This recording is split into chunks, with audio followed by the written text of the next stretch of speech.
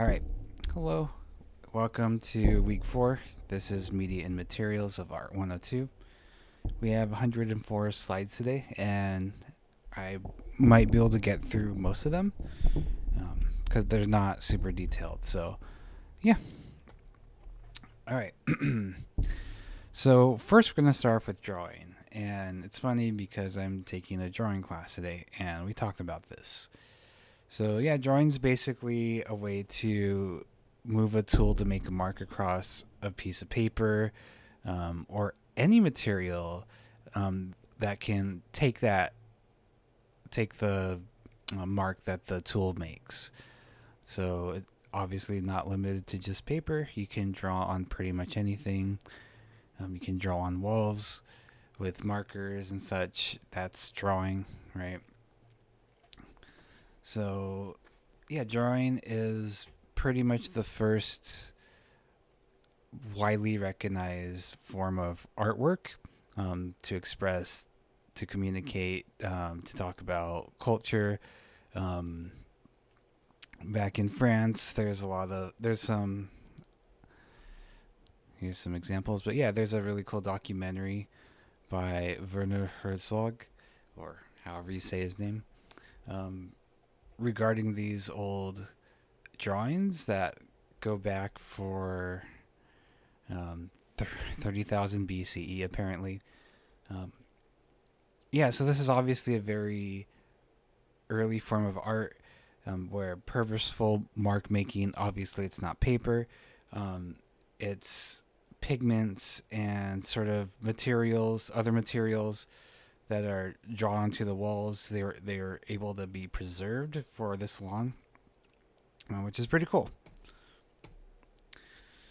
All right, illusion in the form of drawing. So, unlike those cows or cattle, or wait, let's just say cattle, um,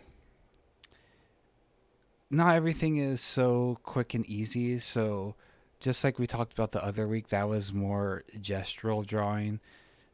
Within drawing, we can do what's called modeling, and modeling's basically using the 2D space and trying to express 3 dimensions in it with depth, space, and form.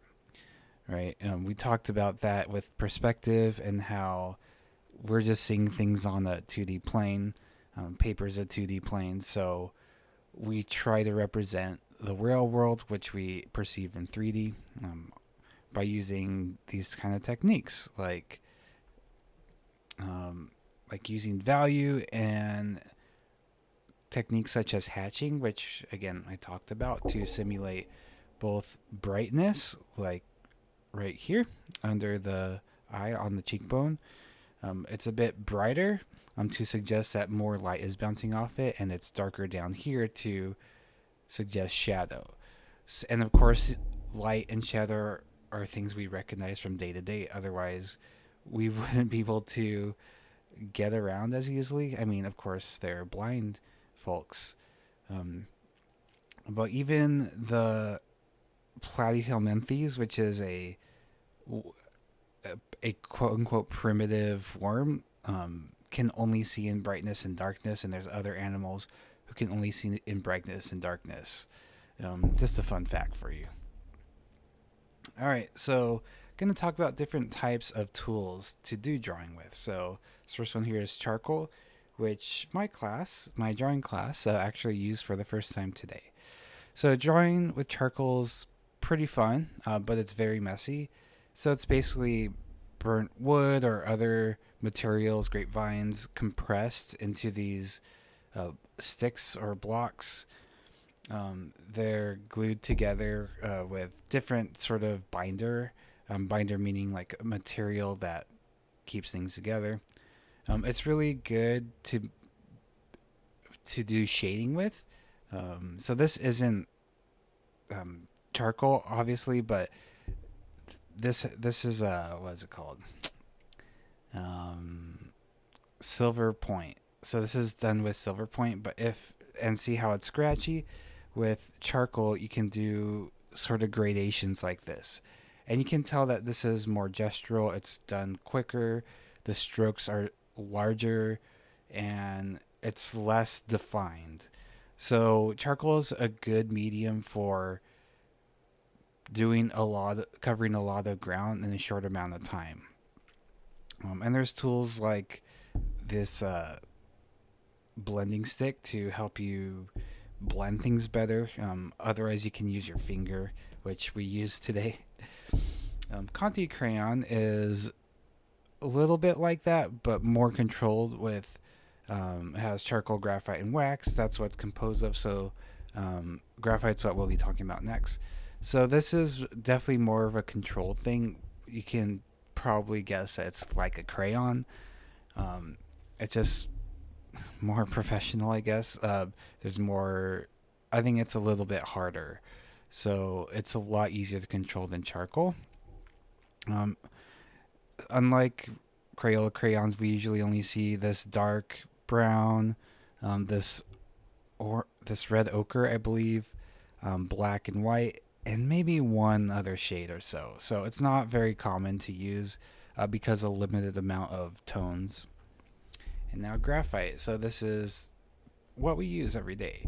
Well, I mean, not many people use pencil a lot, but this is regular number 2 pencil that most people use for when they think of pencil.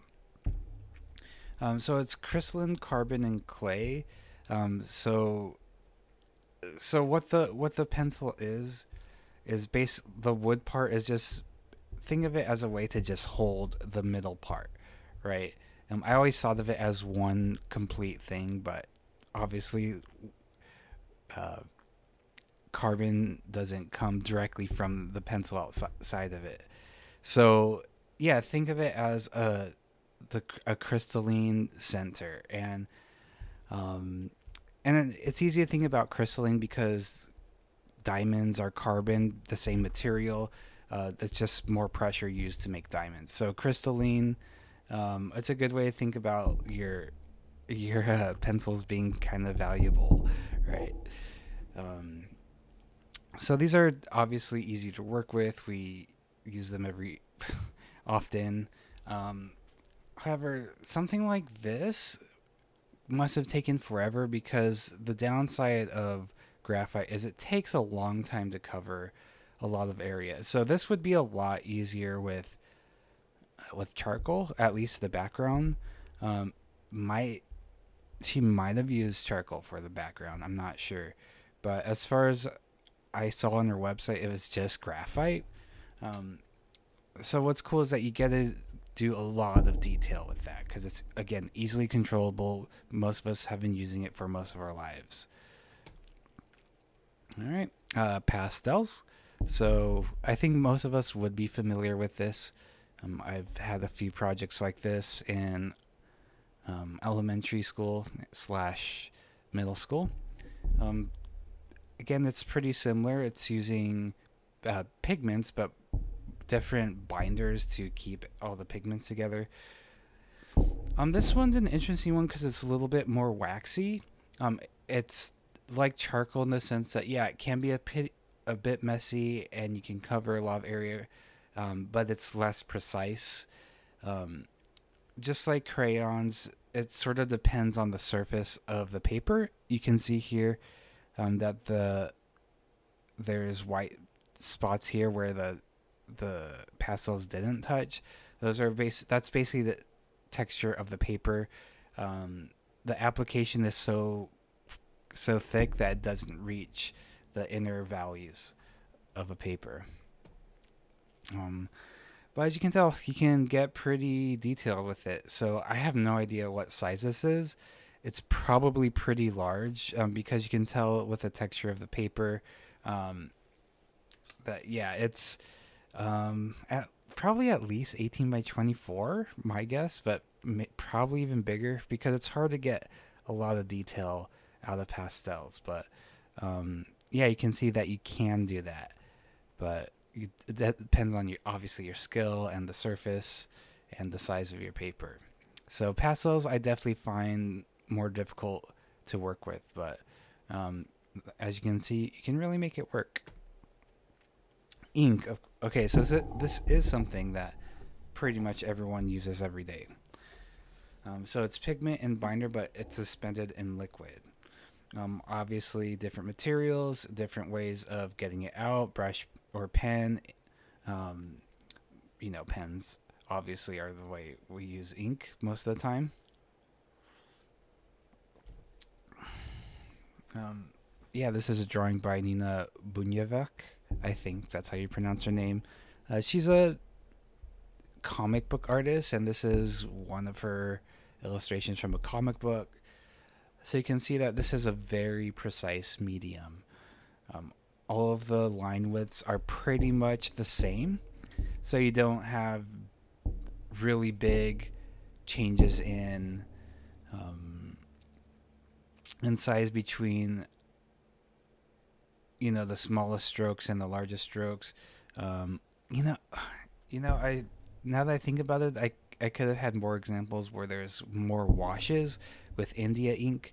But yeah, this is the most common application with pens. Um, Whereas, yeah, like inks like this, these are more um, has more liquid in it, and which means it flows a bit more. And that's what these pens are. Whereas these ballpoint pens are more precise, and you can see the use of more of the brush pens here. And yeah, there's an infinite amount of ways that ink can be used. Um, Digital drawing. All right, so this is something that a lot of people are familiar with. Yeah, digital drawing's really, really cool. I only picked it up a couple years ago. I don't do it too much, but I really like this because you can kind of do anything with it, right? So for those of you unfamiliar, it's basically the ability to draw either directly on the screen. These are very expensive, or a tablet like this, which is usually you could get them for under 150 bucks. So yeah, these are really versatile tools. You could call it digital drawing or digital painting. As you can see, this is more than just drawing. It seems like there's paint. So it's really cool. I think the biggest feature for me is the ability to undo things. So nothing's truly permanent with this. Another huge advantage is you can layer things. So let's say you make a character, then you realize, oh, I need to put a background there. You could just turn off the character layer and then draw the layer underneath, and then you can switch back and forth. So they're really versatile as far as that's concerned. And there's a lot of brushes, quote unquote brushes, where they imitate drawing tools and painting tools extremely well, where sometimes you can't really tell the difference if you're looking through a screen. But that's the downside of it, is it's stuck on the screen as far as its natural habitat, I guess you could say. um, so that's the biggest downside. You're not actually doing anything physical. Um, However, you can print it out, of course, and that's really cool. And if you print it out on, canvas, it has a bit of texture that might fool people into thinking it's an actual painting. Okay, and so notice how I said an actual painting. The biggest downside with digital drawing is that it doesn't have the same cultural value as physical paintings or physical drawings. That's part of it's because it's such a young medium compared to the tens of thousands of year old that drawing slash painting is. So it obviously doesn't have a very solid reputation compared to, like, let's say the masters during the Renaissance. There's people who are well known throughout the animation industry, the illustration industry, etc., but they're definitely not on par on names with Michelangelo or Da Vinci or anything like that, just because it's so young. Another part of it is that there's just so much of it out there. I'll skip to the next slide. That it's so easy to do and it's so easy to learn and learn from your mistakes and change your mistakes and alter things quickly, that it's seen as less skillful in general. which to me it's a different set of skills rather than being less or even more, right? So the way to think about digital drawing is think of it exactly as it is. Even though there's aspects of it, like this one on the left, has this sort of watercolor feel to it. Yeah, it might try to imitate watercolor, but it's not. And that artists may try to make it look like watercolor, but they're still taking advantage of the fact that, well, I can, do it this way. I can erase. I can make it very precise. This one's a little bit sketchy. That's their style, for all their drawings that I've seen, which I really love. Um, so yeah, like some people can go towards that or more towards this, which is, for me, this definitely screams digital drawing, because the texture here, you can't really get that with a pen very well and have it be so clean and precise. So you can go kind of many different approaches with drawing digitally, like more naturalistic, like trying to be like real, but still its own thing, or go more digital. All right, painting. So everyone's familiar with painting. Why is it different than drawing? So they are pretty similar, and there's definitely a lot of, how would you say it, overlap between these two. Like this, for example, like I call this a digital drawing. There's probably lots of like drawing on, like that drawing is kind of more based on line, more or less. Um, I I don't really know if that's true. And painting is more about surfaces um, and using a more liquid tool. But you can also call indent ink painting. I don't know. Again, it's one of those things where we can kind of argue about where the line is. As you can see here on the left, the sketch right here is a drawing, and then it turns into a painting, right? So it's they're both things that are in conversation with each other. They're not completely separate. Again, you can combine them both very easily. The middle section, if this was the finished piece, like this would probably be a drawing and a painting at the same time. Um, but painting is definitely seen as more prestigious, just by the fact that you'll see more paintings on the wall of a gallery than drawings, and the preliminary drawings that lead to a painting like are seen as kind of inferior when you go to museums and such. They're not as valuable. So drawing and painting are very, very related, but yeah, they have differences like viscosity, opacity, body, pigment, and more. Those are qualities of paint that I'm not going to go over because there's obviously courses dedicated to painting. There's even courses, like art history courses, dedicated to painting only. So, yeah, there's way too much to go into. But here's some videos. Basically, the formula is pigment, which is just powder, binder, which sticks them together, and solvent, which basically makes it so you can spread things out, instead of just binding the pigment together. It would just kind of be like a Conti crayon. The solvent helps distribute the pigment, evenly, on the canvas. And oops. So yeah, here's the pigments and the binders on the right, right here. It helps. So you take some of this, you take some of this, and you sort of mix them together, and you get this. All right, so oil painting, that's probably the painting we think of when we think of painting. So oil painting is just basically pigments and vegetable oils, linseed, sunflower, poppy seed. The different vegetable oils do different things. They have different viscosities, different ways of spreading the pigments around. We also use mediums to control thickness and drying. I think the plural is mediums. Some of these mediums will thicken the pigment. Some of them will thin it out. Some of it will make it shiny. Some of it might make it more dull. Um, a plus side of this is it's really good for blending, and this is because it takes a long time to dry. Some, depending on the amount of vegetable oils and mediums, it could some paintings might never literally completely dry. Some of them might dry a bit quicker. Um, Transporting wet paintings, like if you do a oil painting for a show on the day of, it's you have to be very careful or it'll get messy. Trust me, I know. Um, but yeah, so yeah, and this last point, you can leave the palette dry, or you can leave the palette and cover it in plastic so air won't get into it and mix and oxidize with it.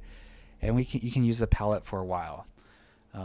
This shows oil paint.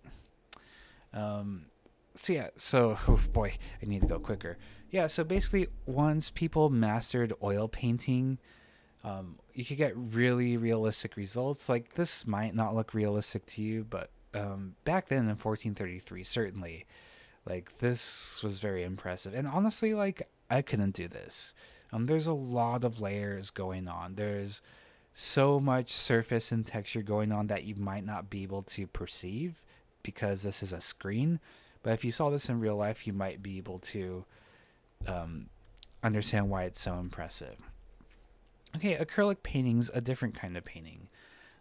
So it's pretty similar, but this uses plastics, like acrylic plastics. Um, Very similar to oil in a sense that they can look alike. However, the biggest difference is you only really mix water with it, and it dries out super quick. So if you want to do nicely blended layers, you'd want to use oil painting. If you want to just do a lot of quick layers on top of each other and not have to wait like hours or days or weeks for the paint to dry to add another layer, then acrylic painting's for you.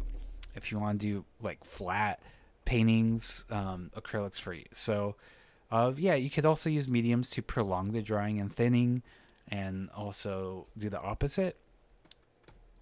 And so this Bridget Reilly, I'm sure I've shown this before. I love Bridget Reilly. She's a badass. But yeah, you can imagine that she doesn't need to do any layering here, just black lines. So she probably chose just using black acrylic paint because it dries quicker, right? And it doesn't need to build up on layers. So it's a bit easier to work with in some senses. Watercolor. So I'm 99% sure everyone listening to this has used watercolor. Sometime in elementary school or kindergarten. It's just pigments, gum arabic, and water.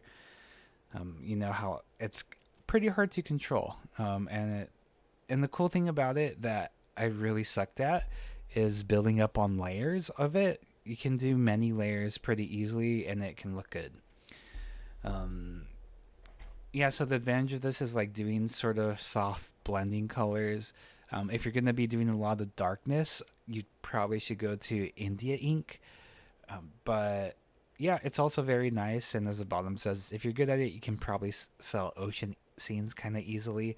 I think my mom has a couple of ocean scene watercolor paintings from Marciano Martinez. This is a detail from one of my favorite books. Um, Here's a very, very precise, detailed watercolor by Emily Bronte, who wrote Wuthering Heights.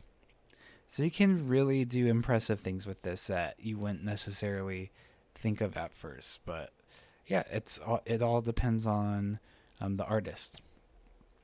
And caustic is using pigments beeswax, and you use I was gonna say freeze. You use a heat gun to heat it up or a torch. Um, what's cool about it is that it does last a long time. So this is from 100 CE in Egypt. Um, yeah, it's pigments suspended in hot wax, and just the way the materials, the chemistry works, it like you can see it's very clear. It doesn't seem to have degraded since then. So it's a very sturdy medium or way of painting. But as you can see, it's probably a bit more complicated than just regular painting. Fresco, so it's painting onto plaster. So obviously, plaster is more difficult to use as a canvas, so you'll be using this on a wall, um, on buildings and such. So, so this is really a more permanent solution. Like it's gonna last as long as the building, more or less. So I went to Pompeii, and yeah, I got to see some frescoes there. And Pompeii was a long time ago, and you could still see them pretty clearly. They're sort of faded away, probably because of a volcano ash and stuff. Um, but yeah, it's still very much a durable medium. So there's two types of fresco. There's buon fresco. I'm butchering that probably, which you paint onto wet plaster. Lasts as long as the plaster lasts, and fresco secco, which is applied on drywall, which lasts shorter. This is fresco. This I'm not going to say much about this. We all know about this. It's wonderful. I love it. Um, Tempera painting. So pigments in egg tempera or eggs. Fast drying. Substrate needs to be stiff to bind well. Lasts a really long time. I've never personally used it. I've never been taught it. It's probably something I'll never do, to be honest, just because I'm lazy, you know. I don't need things to last a long time. But as you can see, it's pretty. You can use it with pretty good detail, right? It's not going to be as easy to work with as oil paintings, so this isn't as luxurious, but there's a lot of texture still there. All right. So that was drawing and painting. Now we're on to printmaking. All right. So printmaking, first mass medium. What do I mean by that? It's you can duplicate things almost exactly as the original over and over, without losing a lot of quality. So so what's cool about this is again you can make a lot of copies from one thing called a matrix. So a matrix or a plate is basically the the etching or drawing or carving that you make, that you put ink on. And well, I'm going to show you different types of matrices. And yeah, so what's cool? Another thing that's cool about this is that it lasts longer than an original. The downside is it doesn't last forever. So depending on the matrix you use, this could last for hundreds of thousands of copies, or it might only last like 2 or 3 copies. But the advantage of printmaking is making copies of it. So that's why people are drawn toward it because you can give semi-original artwork, and it's cheaper for people to buy, and it's cheaper to produce, and sometimes even cheaper to make. But it's less valuable, quote unquote. So it really depends on who you are, what you're doing, etc., etc. So the first type is relief. As you can see here, this is cutting into material such as wood or linoleum, or metal. I've done linoleum before. So you basically have these tools that you chisel into it. And so you can imagine by using that chisel technique instead of like a drawing technique, that it's the details a little bit more rough, a little bit more coarse. So it's a little bit harder to control. However, at the same time, that kind of gives it a distinct style. So you can see like these cuts right here. By cutting them out, they have this distinct style of having those marks. So you can see God's Man, a novel in woodcuts by Lindward. So Lindward was basically a graphic novelist in the mid-century, and these are like he basically made wordless comics by creating woodcuts. So you can see that these are really thick lines that have that, and you can see, okay, yeah, these do seem like they were carved by one of these tools. So they're really cool in the sense that they have this sort of gestural quality to them. So if you want fine precision, this is not for you. Another part of this process is that subtractive. So once you accidentally dig in too far and you mess something up, you're kind of screwed, unfortunately. Okay. All right. So what happens with a relief process is whatever you're cutting out, that doesn't get coated with ink. So after you're done making this cut, or making all the cuts you need to, you'll basically roll ink onto the surfaces that are raised. So everything that's not cut will be inked black. So everything again here that's black is basically what has not been cut into. So think of black as in the negative part, right? Or what's sticking out. It hasn't been touched. And here's another example, wood engraving. This is probably a very, very large wood engraving because getting that much detail is pretty wild. So intaglio, you don't pronounce the G. So this is sort of the same, but the exact opposite. So what I mean is, again, you're scratching into your matrix using tools. However, instead of ink being on top of the part that you don't touch, the ink will fill inside of the grooves that you create. Right. This is a more precise way of working.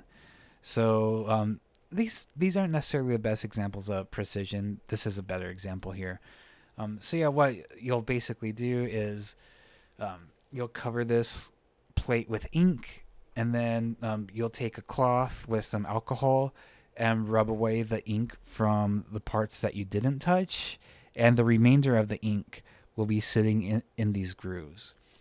And then you use a heavy press to press the ink onto paper.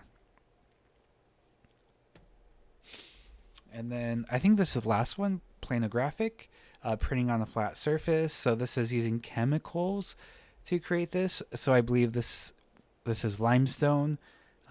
You create an etching within the limestone. Then you wash it with acid, and then you wash that off, and then you put ink in there, and they'll sit inside the grooves that you make. And as you can tell, with it being a stone, it's definitely going to last longer than intaglio, right? Because this, you can see that this is kind of shallow.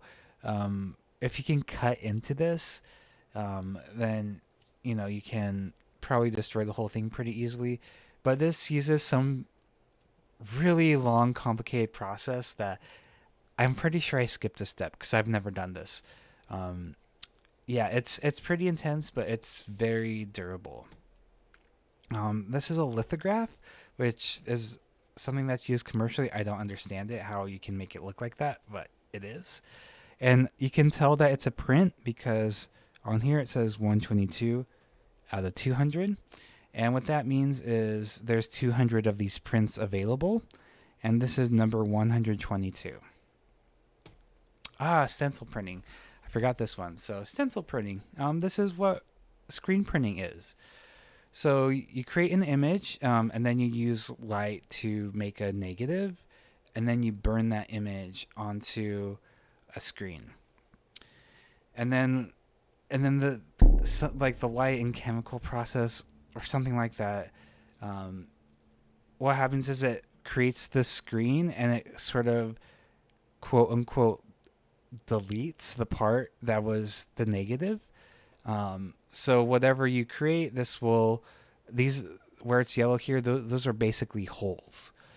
So the ink passes through here. You use a squeegee to I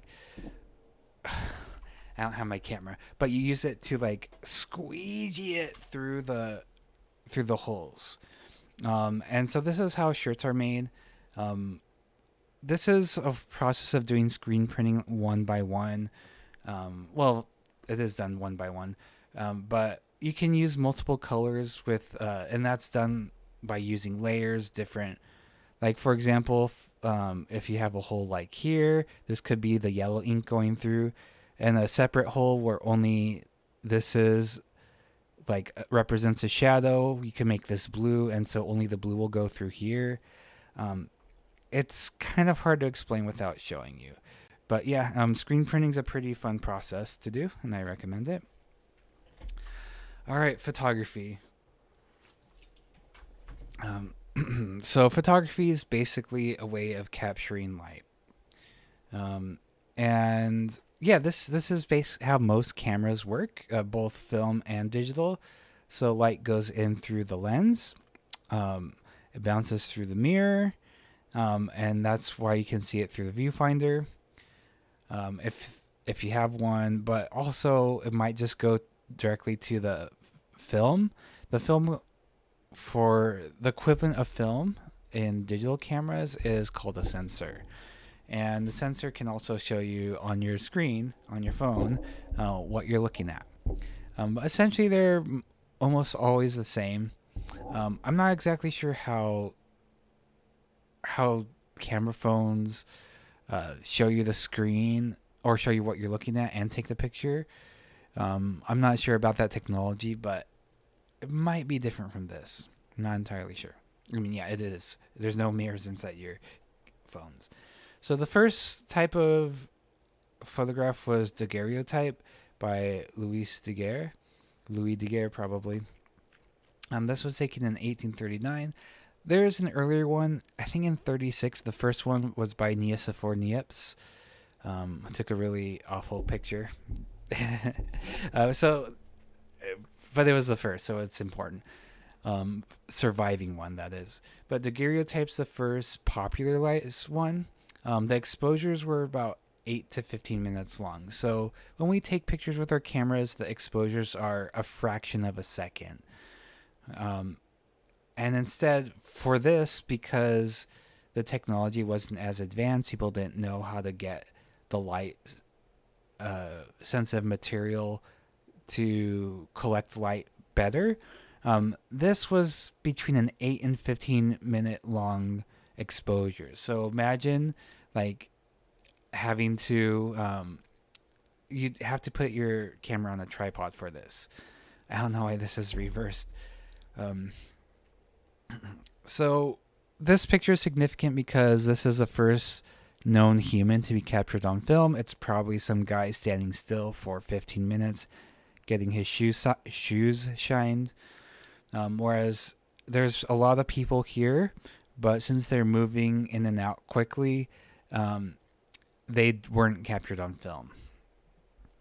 Okay, so this is a diagram of like how people had to keep their heads still for a long time in order to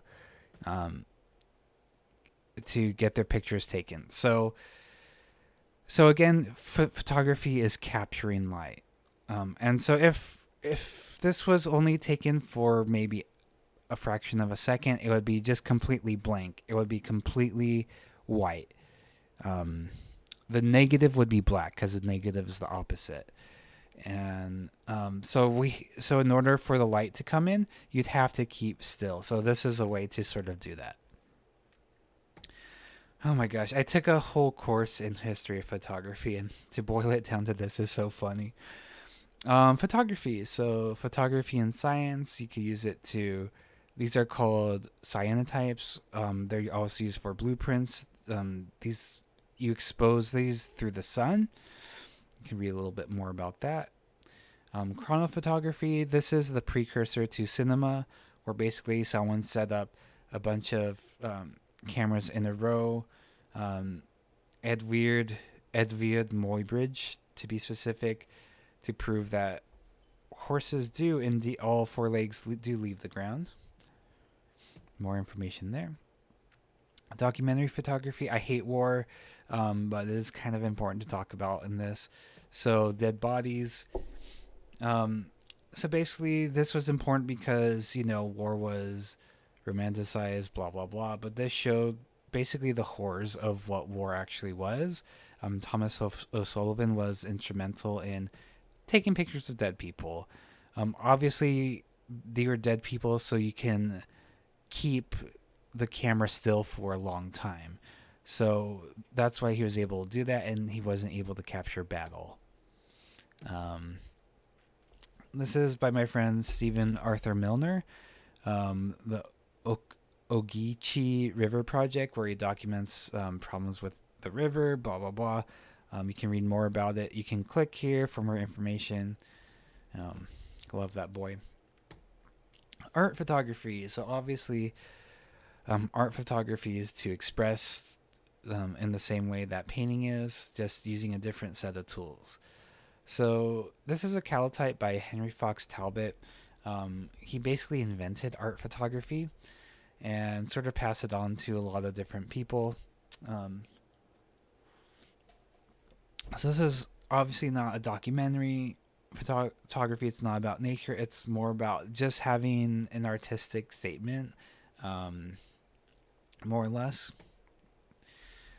Then we all know Ansel Adams, who I'm bored to tears about. His work is really good, but I'm tired of his name.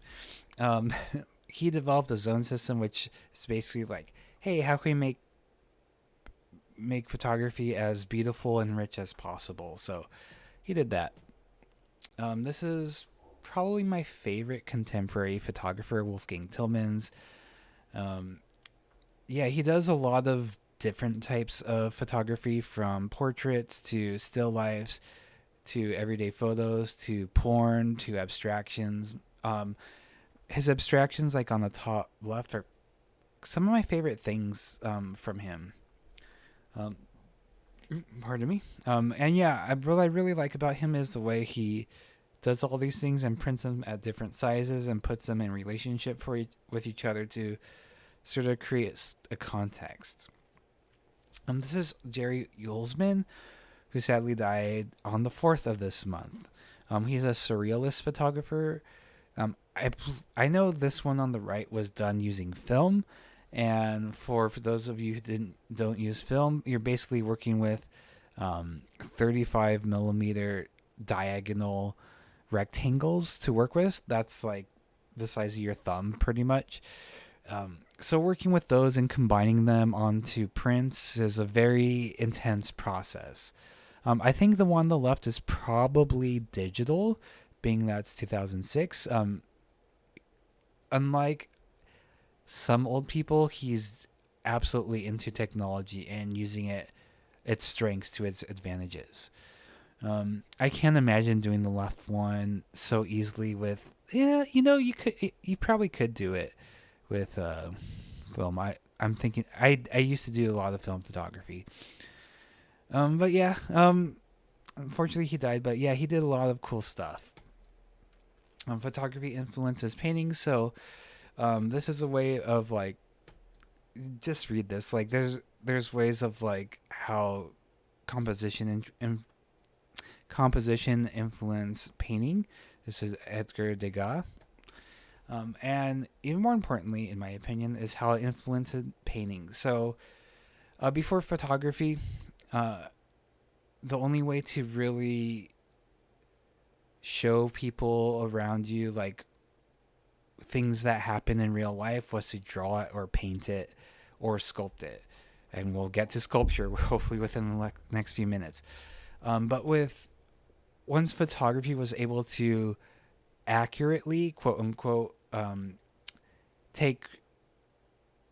accurately record the world around us, there wasn't a need for painting and drawing to do that. So what that did is it freed up painters from feeling the need to represent the natural world as it was. So obviously that was painters were able to do that before, but that became more of a focus, and it was brought more to the forefront with this movement called Modernism, which is, in terms of painting, Modernism is what can the paint do to make itself so it's unmistakably a painting. It's not trying to imitate anything else. It's just paint being paint.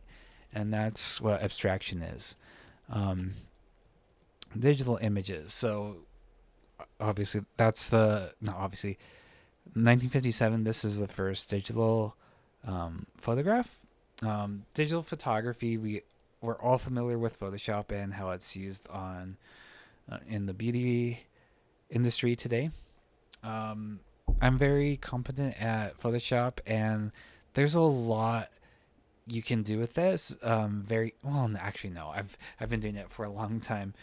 Um, yeah, so Photoshop's not actually a whole lot different um, than film photography, because when you're using film photography, you're choosing how dark you want the print, how much contrast there is with filters.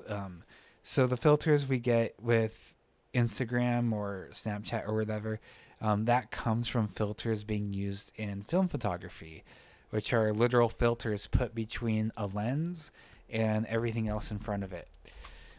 So another point about photography that I find is really important is that although it's seen as kind of objective, it's not, because even though this is a pretty accurate representation, minus the dark sky, it's probably not as dark in real life when he took it. Um, it's pretty accurate, right? It records light as it is. It's not like he drew it or added dragons or anything.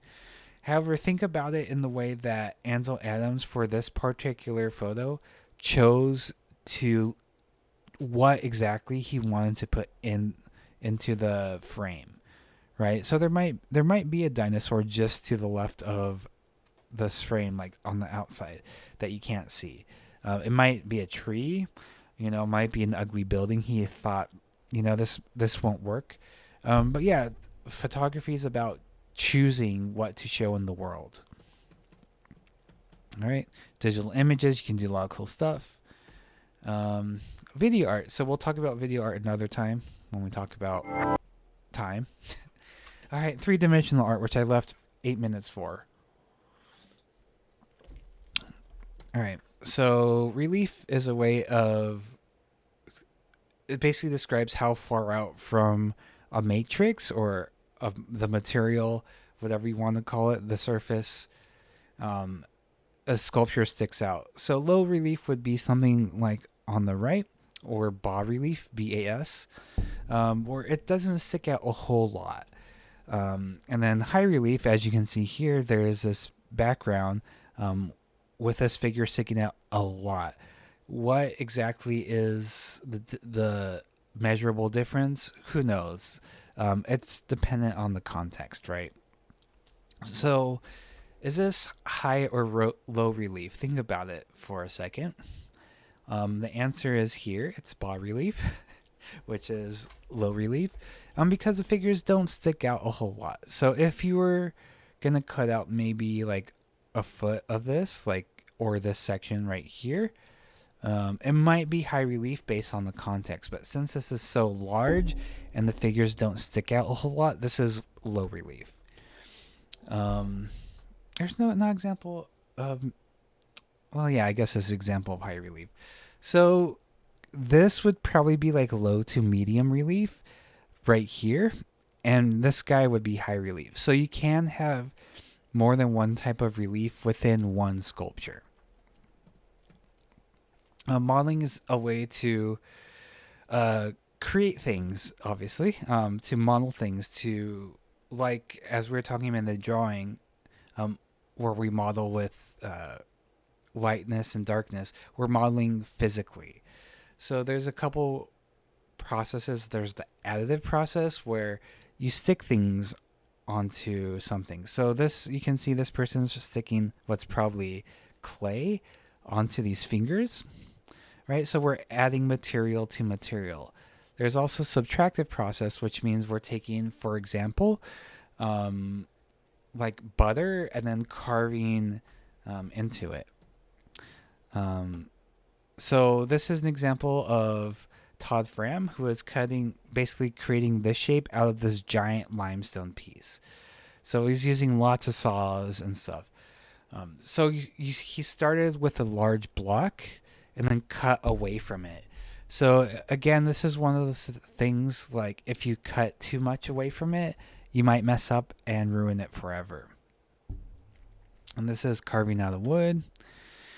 Casting's a way where you create something like this, you create a mold, and then you can make multiples of that thing. And this is an example of multiples. So you make this out of, let's say, wax. Then you put plaster molds. You make plaster molds around it. And then, okay, I really need to move forward. This is a good video on that. There's another example. Here's bronze sculpture. So think about like this: like the artist here didn't carve out of bronze. They used another material such as like maybe wax, created a plaster mold around it, so that, and then they melted the wax out. So this just melted out, and then they poured bronze into it and fired it up.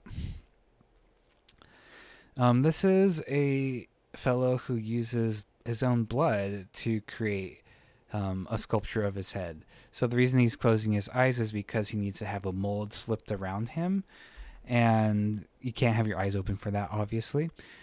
So he made a silicone mold of his head every 5 years, and he accumulated blood to put in it. So here's a detail of it. Obviously, because it's not a direct process, you have the positive, which is the head. Then you use the negative, which is the mold that goes around the head. And then you fill that mold with blood. In this case, there's going to be some imperfections that come with it. So here's a comparison of 96 through 2006. Assembly. So this is manually attaching objects together. This is my late friend John Layton, who was one of my mentors. Countless ways of doing it. So this is just combining a bunch of things together. Kinetic art. So this is art that moves, obviously. This is called a strand piece, which uses the wind to make it move. So I made a piece. I'm going to show just a little bit of it. So Kinetic sculpture, what's notable about it is it's really cool because it's like interactive. Right? And so like you have a sculpture that moves. So the thing is, it's really hard to make it work.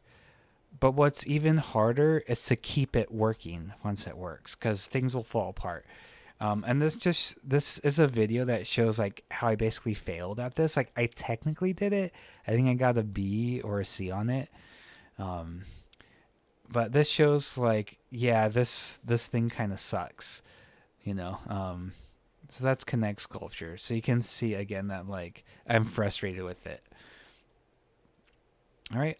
Assemblage is using found materials and combine them into an original artwork. So think about collage, but with 3D objects and materials. So this is using everyday objects and combine them in I was going to say interesting way, but that's kind of subjective, isn't it? So yeah, is there a skill involved? Yes, there's skill in putting it together, keeping them together, composing them. So people think about collage as artwork, of course. This is basically the same thing, just in 3D. Installation, so this is basically having a specific site in mind and creating artwork that's based on that. So the only way to like make it transportable is by cutting out this room, right? You can also walk around it, usually, sometimes be in it, not in this case. But as you can see, this is something you can't really take around with you to different shows. This artwork is based around the dimensions of this room. And here's this artist, Andy Goldsworthy, who makes these really beautiful artworks. And this is site-specific installation / land art. Here's a video about land art, more into that, which is not as popular nowadays. But yeah, he makes these things that basically don't exist anymore. They exist for a very short amount of time, so they have to be documented with photographs. So he basically puts order into nature in very cool ways.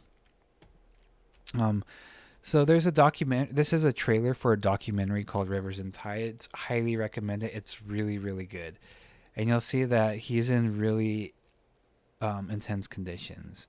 Virtual space object, you can make things in basically saying 3D printing.